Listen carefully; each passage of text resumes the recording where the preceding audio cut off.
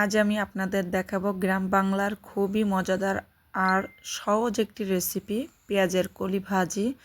খেতে যেমন সুস্বাদু, বানাতেও তেমনি সহজ। চলুন তাহলে শুরু করা যাক। তো আমি এখানে কিছু পেঁয়াজের কলি নিয়ে নিচ্ছি, আর এই পেঁয়াজের কলিগুলো আমি সুন্দর করে কেটে নেব এখন ভাগ ভাগ করে। তো কেটে নিয়ে আমি এখানে দেখিয়ে দিচ্ছি। পেঁয়াজের কলিগুলো অনেকে হয়তো বা চিনে না, তার জন্য আমি একটু ধরে ধরে আপনাদেরকে দেখিয়ে দিচ্ছি। তো কলিগুলো আমি সবগুলো রান্না করব না, তো এখান থেকে আমি অর্ধেক রান্না করব, এই জন্য অর্ধেক করে নিলাম। প্রথমে পেঁয়াজের কলিগুলো ভালো করে এভাবে গুছিয়ে তারপর কেটে নিতে হবে। তো কাটার জন্য আমি একটা ছুরি নিয়ে নিলাম, এখন আমি কেটে নেব।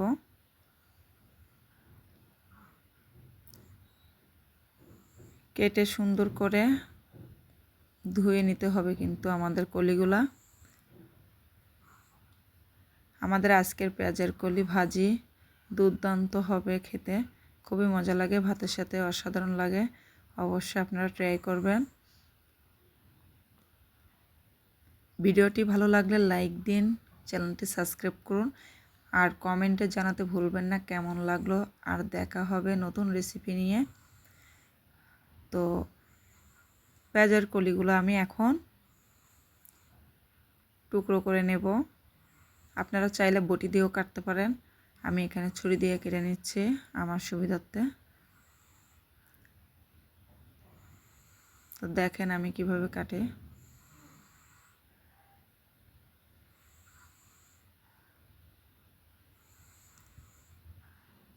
এটা দিয়ে কিন্তু আপনারা ফ্রাইড রাইসও রান্না করতে পারেন। তো যেহেতু শীতের সবজি, শীতের সময় বেশি পাওয়া যায়, ফ্রোজেন করেও রাখতে পারেন। তো এরকম সহজ সহজ ভিডিও পেতে অবশ্যই আমার চ্যানেলটি আপনারা ভিজিট করবেন। তো এখন আমি কলিগুলো কেটে নিয়ে নিচ্ছি এভাবে করে। সব কলিগুলো কেটে আমি আপনাদেরকে একটু দেখিয়ে দিচ্ছি। এখন আমার কলিগুলো কাটা শেষ, এগুলো এখন ধুয়ে নেব।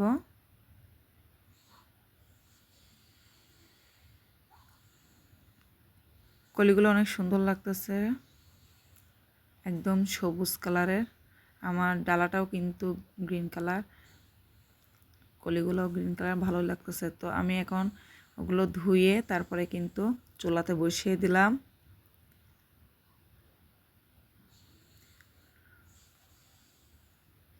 তো এখন দিয়ে দেব হলুদের গুঁড়া, কাঁচা মরিচটাই দিতে পারেন আপনারা, আমি এখানে শুকনো মরিচের গুঁড়া দিয়ে দিলাম। লবণ দিয়ে দিলাম স্বাদ মতো।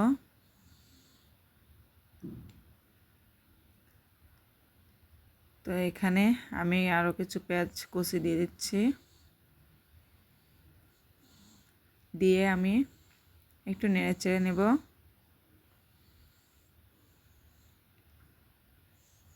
তারপর এখানে ঢাকা দিয়ে রাখবো। ঢাকা উঠিয়ে আবারও দেখেন আমি নেড়ে চেড়ে দিচ্ছি। সব কিছু ভালোভাবে নেড়ে চেড়ে ঢাকনা দিয়ে অল্প আঁচে রান্না করব। তো এখন আমি চুলাইতে কড়াই বসিয়ে দেই, তেল গরম করব। তেল গরম হয়ে গেলে পেঁয়াজ কুচি, রসুন কুচি সব দিয়ে হালকা ভেজে নেব।